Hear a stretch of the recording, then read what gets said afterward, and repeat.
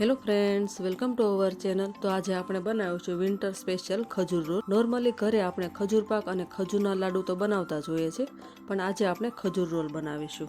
ખજૂર રોલ આપણે ઘરે બનાવવા ખૂબ જ સરળ છે. આ એકદમ સરસ, સોફ્ટ અને હેલ્ધી રેસીપી છે કે જેમાં આપણે ખાંડ, માવો કે મિલ્ક પાવડરનો પણ ઉપયોગ નથી કરવાનો અને એકદમ સરસ રીતે અને એકદમ ઇઝીલી બની જાય છે. આવી જ નવી રેસીપી જોવા માટે ચેનલને સબસ્ક્રાઈબ કરો, જેથી કરીને દરેક રેસીપીના વિડીયો તમને સૌથી પહેલાં મળતા રહેશે. નેક્સ્ટ રેસીપી તમારે કઈ જોવી છે તે કમેન્ટ કરીને જરૂરથી જણાવશો. તો ચાલો આપણે રેસીપી સ્ટાર્ટ કરીએ. તો સૌથી પહેલાં આપણે કાજુ, બદામ અને પિસ્તાને કટ કરી લઈએ. કાજુમાં વિટામિન, કેલ્શિયમ અને મેગ્નેશિયમ જેવા પોષક તત્વો ભરપૂર માત્રામાં હોવાથી જે આપણા હાડકાને મજબૂત કરે છે. બદામમાં રહેલું ઓમેગા-3 ફેટી એસિડ આપણા હૃદય માટે ખૂબ જ ફાયદાકારક છે અને બદામ ખાવાથી આપણે રોગપ્રતિકારક શક્તિમાં પણ વધારો થાય છે.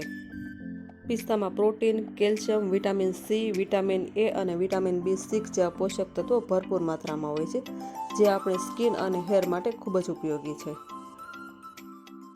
તો હવે ડ્રાયફ્રૂટ કટ થઈ ગયા છે અને ખજૂર રોલ બનાવવા માટે મેં 500 ગ્રામ ખજૂર લીધેલો છે અને સૌથી પહેલાં આપણે ખજૂરમાંથી આ રીતે આપણે સીડ્સ કાઢી લઈએ. અત્યારે મેં જે આપણે રેગ્યુલર ખજૂર આવે છે ને તે જ લીધેલો છે, પણ તેના બદલે તમે ડાર્ક ખજૂર પણ લઈ શકો છો અને જે સીડ્સ વગરનો ખજૂર આવે છે તે પણ લઈ શકો છો. તો આ રીતે આપણે બધા જ ખજૂરમાંથી સીડ્સ આપણે કાઢી લઈએ.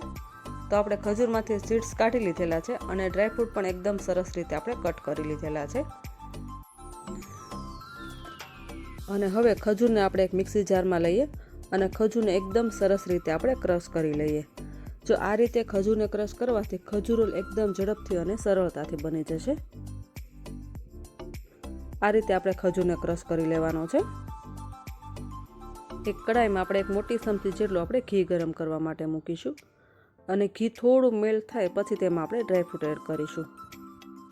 ઘી મેલ્ટ થઈ ગયું છે અને હવે આપણે જે કાજુ, બદામ અને પિસ્તા કટ કરેલા તે એડ કરીએ. ગેસની ફ્લેમ એકદમ લો રાખીને આપણે કાજુ, બદામ અને પિસ્તાને એકદમ સરસ રીતે ઘીમાં રોસ્ટ કરી લેવાના છે.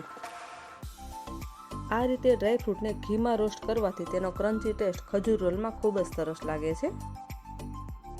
પણ જો તમને ક્રન્ચી ટેસ્ટ પસંદ ના હોય તો તમે ડ્રાયફ્રૂટનો પાવડર પણ લઈ શકો છો અને ડ્રાયફ્રૂટનું પ્રમાણ તમે તમારી ચોઈસ મુજબ રાખી શકો છો. તો ડ્રાયફ્રૂટ એકદમ સરસ રીતે રોસ્ટ થઈ ગયા છે અને તેને આપણે એક પ્લેટમાં લઈએ. અને હવે એ જ કડાઈમાં આપણે 2 મોટી ચમચી જેટલું ઘી ગરમ કરવા માટે મૂકીશું અને ઘી થોડું મેલ્ટ થાય પછી તેમાં આપણે જે ખજૂર ક્રશ કરેલો તે આપણે એડ કરીએ. ખજૂરને ઘીમાં શેકતી વખતે આપણે ગેસની ફ્લેમ મીડિયમ રાખવાની છે અને ઘી સાથે શેકાયેલા ખજૂરનો ટેસ્ટ ખૂબ જ સરસ લાગે છે. જો તમારે આ રીતે ખજૂરને મિક્સી જારમાં ક્રશ કરીને ના લેવું હોય તો તમે ખજૂરના નાના ટુકડા કરીને પણ લઈ શકો છો, પણ તેમાંથી ખજૂર રોલ બનાવવામાં થોડી વાર લાગે છે. પણ આ રીતે જો આપણે ખજૂરને ક્રશ કરીને લઈશું તો ખજૂર રોલ એકદમ ઝડપથી બની જશે.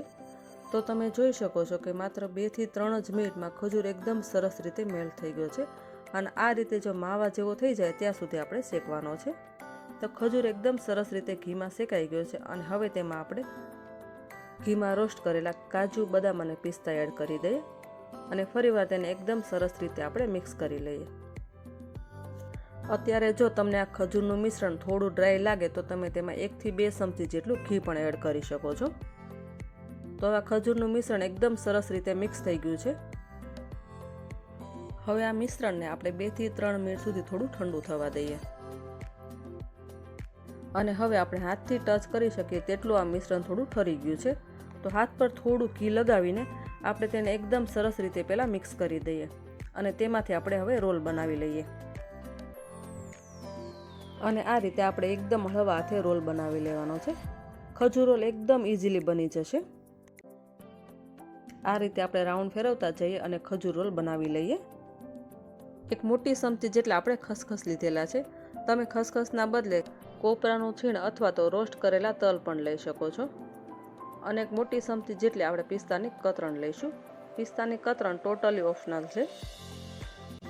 અને હવે આપણે આ રીતે ખજૂર રોલને ફેરવતા જઈશું જેથી ખસખસ અને પિસ્તાની જે કતરણ છે તે ખજૂર રોલ પર સરસ રીતે લાગી જાય. આ રીતે આપણે રાઉન્ડ શેપમાં ફેરવતા જઈશું. તો તમે જોઈ શકો છો કે ખજૂર રોલ એકદમ સરસ રીતે બની ગયો છે. આ રીતે આપણે સાઈડ પર પણ ખસખસ લગાવી લઈએ. હવે આ ખજૂર રોલને આપણે 5 થી 10 મિનિટ સુધી આપણે ફ્રીઝરમાં સેટ થવા માટે મૂકી દઈએ. અને હવે 5 થી 10 મિનિટ જેવો સમય થઈ ગયો છે અને આપણે ખજૂર રોલ એકદમ સેટ થઈ ગયો છે. તો આ રીતે આપણે ચપ્પુની મદદથી ખજૂર રોલને આપણે કટ કરી લઈએ. ખજૂરના મિશ્રણમાંથી જો તમારે આ રીતે ખજૂર રોલ ના બનાવો તો તમે તેમાંથી લાડુ પણ બનાવી શકો છો. તો આપણો ખજૂર રોલ એકદમ સરસ રીતે કટ થઈ ગયો છે અને હવે તેને આપણે સર્વ કરીએ.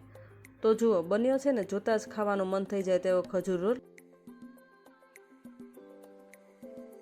તો ખાંડ કે માવાનો ઉપયોગ કર્યા વગર માત્ર 5 જ મિનિટમાં બની જતો હેલ્ધી અને ટેસ્ટી ખજૂર રોલ તમે ઘરે એક વખત જરૂરથી ટ્રાય કરજો. તો ફ્રેન્ડ્સ, આ રેસીપીનો વિડીયો તમને કેવો લાગ્યો તે કમેન્ટ કરીને જરૂરથી જણાવશો. Thank you so much for watching hour video.